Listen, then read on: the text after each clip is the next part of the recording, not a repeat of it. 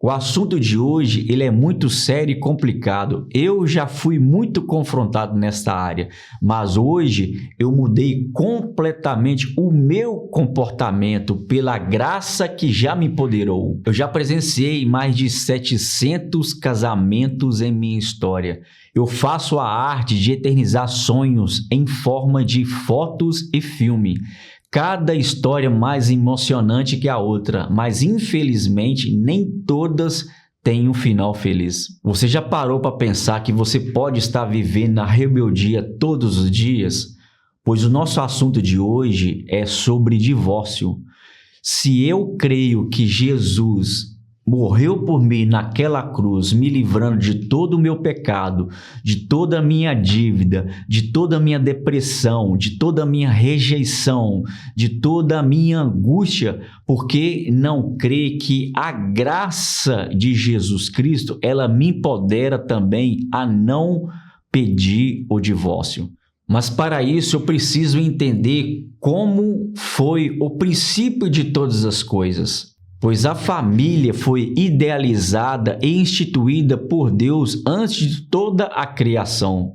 Porém, o pecado, entretanto, desvirtuou a criação de Deus e inverteu os seus valores. Porém, em Cristo, os valores foram restaurados e podemos voltar ao caminho verdadeiro. Antes de começar, eu quero dizer uma frase que é muito dita no lar cristão. O que Deus uniu, o homem, ele não separa. Essa frase foi dita por Jesus lá em Marcos 10:9. Só que ela não diz que Deus seleciona as pessoas. Mas há um momento quando elas se unem, o Senhor considera como uma família. Aí sim o homem não separa. Pois o que Deus uniu foi a união divina do casamento. Quando duas pessoas escolhem se casar, elas entram na união instituída por Deus. E não importa aonde que foi feita a cerimônia. Vamos começar em Gênesis, o que diz? E disse Deus, façamos o homem à nossa imagem, conforme a nossa semelhança. E domine sobre os peixes do mar, e sobre as aves do céu, e sobre o gado, e sobre toda a terra, e sobre todo réptil que se move sobre a terra. E criou Deus o homem à sua imagem, a imagem de Deus o criou, o homem e mulher os criou. E Deus os abençoou e disse-lhes, frutificai, multiplicai-vos e enchei a terra e sujeitai-a, dominai sobre os peixes do mar e sobre as aves do céu e sobre todo o animal que se move sobre a terra. E disse Deus, eis que vos tenho dado toda a erva que se dê semente, que está sobre a face de toda a terra, e toda a árvore, em que há fruto que dê semente, sirvos-se-á para mantimento. E todo animal da terra, e toda ave do céu, e a todo réptil da terra, em que há alma vivente, toda a erva verde será para mantimento. E assim foi. E viu Deus tudo quanto tinha feito, e eis que era muito bom, e foi a tarde e a manhã o dia sexto. Perceba que, diante dessa tarefa de dominar toda aquela criação, o homem sozinho não era suficiente para executar ela. Neste momento, Deus cria o quê? Cria a mulher. Uma mulher para auxiliar ao homem a dominar toda criatura. Deus viu que não era bom que o homem vivesse só. Então ele criou a mulher do gênero feminino para dominar e governar da mesma altura que o homem. Vamos ver lá em Gênesis capítulo 2, versículo 19 a 22, o que diz. Havendo, pois, o Senhor Deus formado da terra todo o animal do campo e toda a ave do céu, e trouxe a Adão, para este ver que como lhes chamaria, E tudo que Adão chamou a toda alma vivente, isso foi o seu nome. E Adão pôs os nomes em todo o gado, e as aves do céu, e a todo animal do campo. Mas para o homem não se achava o quê? Uma ajudadora idônea. Então o Senhor Deus fez cair um sono pesado sobre Adão, e este adormeceu, e tomou umas das suas costelas, e cerrou a carne em seu lugar. E da costela que o Senhor Deus tomou do homem, formou uma mulher, e trouxe a Adão. Lendo em Gênesis 2:18 diz: E disse o Senhor Deus: Não é bom que o homem esteja só.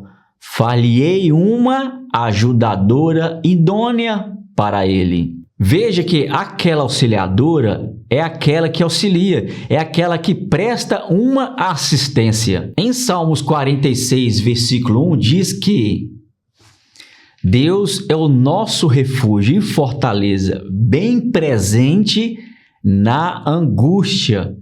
Então, uma auxiliadora idônea, capaz e competente naquilo que ela faz, que possui certas condições ideais para desempenhar o quê? Certos cargos ou realizar grandes obras. A mulher, então, seria uma ajuda especializada para o homem. Veja que nenhum dos dois é superior ao outro, mas cada um tem o seu propósito diferente.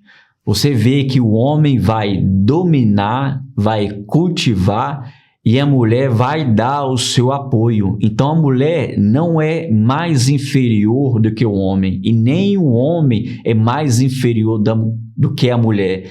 São papéis diferentes no lar que vão ser executados. Assim, ambos pudessem cumprir o plano de quê? De multiplicação aqui nessa terra. O homem foi feito para andar em quê? Em sociedade e não para viver uma vida de solidão aqui nessa terra. Vamos ler lá em Eclesiastes 4, versículo 9 até 12. O que diz? Melhor é serem dois do que um, porque tem melhor paga do seu trabalho. Porque se caírem, um levanta o companheiro. Aí, porém, do que estiver só, pois caindo não haverá quem o levante. Também, se dois dormirem juntos, eles se aquentarão, mas um só como se aquentará? Se alguém quiser prevalecer contra um, os dois lhe resistirão. O cordão de 3 dobras não se arrebenta com facilidade. Então, o casamento ele é mais do que um contrato civil, né? Ele é uma aliança entre o homem e a mulher e foi instituída por Deus para que não terminasse, para que não se separassem. Mas tome muito cuidado, porque tem muitos casamentos sendo destruídos por falta de quê? De sabedoria. Sabedoria na área financeira, na área emocional, na área espiritual. Muitos casais ainda estão dependendo dos pais para tomar algumas certas decisões, pois as dificuldades, ela vem. Se você não tiver conhecimento da graça que te empodera, o seu casamento está em risco todos os dias. Então permaneça lendo o quê? A palavra de Deus todos os dias. Veja que o divórcio foi feito por causa de quê? Por causa da dureza do coração do homem. E aqui eu separei 3 períodos. O primeiro período é de Adão até Moisés. Jesus disse: não foi assim desde o princípio. Não há menção bíblica de Deus tratando o divórcio nesse período da humanidade. À medida que o povo ia rejeitando a mensagem que Jesus ia anunciando, eles são ameaçados de separar do seu companheiro de aliança. Uma vez que o divórcio ele é possível, é quando a geração já está corrompida, a geração está perversa e está má. Veja em Mateus 12, versículo 39 e Mateus 16, versículo 4. É uma característica de que? Porneia. Na passagem de Mateus, capítulo 19, versículo 1 a 12, tem um papel importante de advertência que aquele povo que não se convertia. Se continuar sendo infiel com Deus, este tem o quê? O direito de romper o relacionamento com eles. O segundo período é de Moisés a Jesus. Veja lá em João capítulo 1, versículo 7, o que diz? Este veio para testemunho, para que testificasse da luz, para que todos crescem por ele. Pois na lei mosaica, o divórcio ele foi permitido com a exceção de quê? Da dureza do coração do homem. E no terceiro período é de Jesus adiante. Veja o que Jesus disse lá em Mateus 19, de 9 a 12. Eu vos digo, porém, que qualquer que repudiar sua mulher, não sendo por causa de fornicação e casar com outra, comete adultério. E o que casar com a repudiada também comete adultério. Disse-lhe seus discípulos: se assim é a condição do homem relativamente à mulher, não convém casar. Ele, porém, lhes disse: nem todos podem receber estas palavras, mas só aqueles que a quem foi concedido. Porque há eunucos que assim nasceram do ventre da mãe, e há eunucos que foram castrados pelos homens, e há eunucos que se castraram a si mesmo, por causa do reino dos céus. Quem pode receber isto, receba-o. Lembrando que Jesus não veio para resolver debate com os judeus. Ele veio ensinar os valores à igreja dos gentios. Mas quando ele diz, eu porém vos digo, ele está falando da lei de Cristo para nós e para a nova aliança. Ezequiel 36, 26 vai dizer o seguinte: darei a vocês um coração novo e porei um espírito novo em vocês. Tirarei de vocês o coração de pedra e lhes darei um coração de carne. Já parou para pensar que no Antigo Testamento não existia um novo nascimento? Pois o novo nascimento é da nova aliança em Cristo Jesus. Pois a pessoa que nasce de novo, ele tem o conhecimento de quê? Da palavra. Então, se ela tem conhecimento da palavra e ainda assim ela separa e casa de novo, isso é rebeldia. Isso é muito grave. Pois para um bom casamento não é necessário que os dois sejam perfeitos.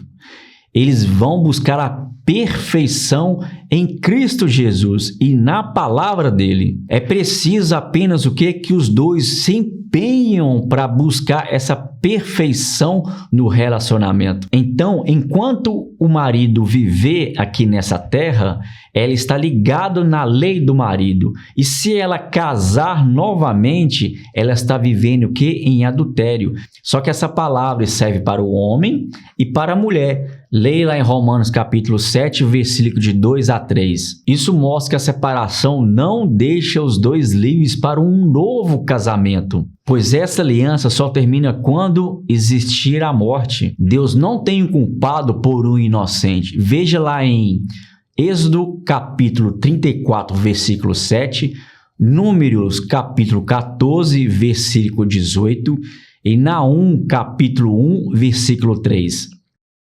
Nem o tempo apaga o pecado, nem uma nova família, nem ter uma dúzia de filhos, nem ainda estando dentro de uma igreja que prega o evangelho fácil, que aceita tudo.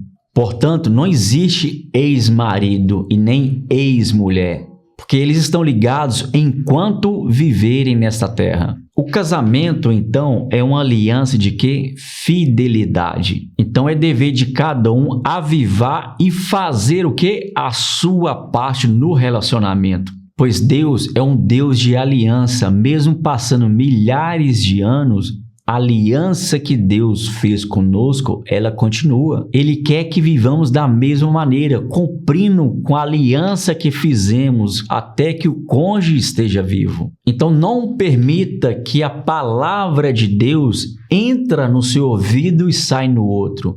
Que a palavra de Deus esteja o quê? No seu coração. Para ela estar no seu coração, você tem que dedicar um tempo a cada dia para fazer a leitura da palavra. Pois Deus se alegra dos corajosos, dos fortes, dos ousados, pois buscam o poder de Deus todos os dias para ser rompidos. Em suas vidas, todas as barreiras e as armas das trevas que foram o quê?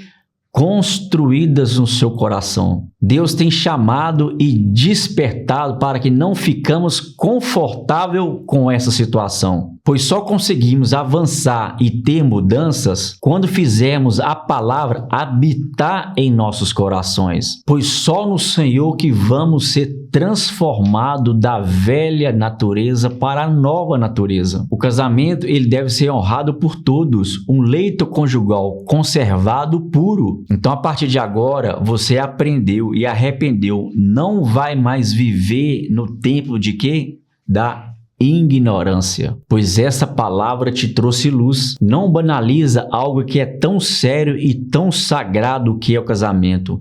Que essa palavra venha transformar o seu coração como transformou o meu e que Deus te abençoe.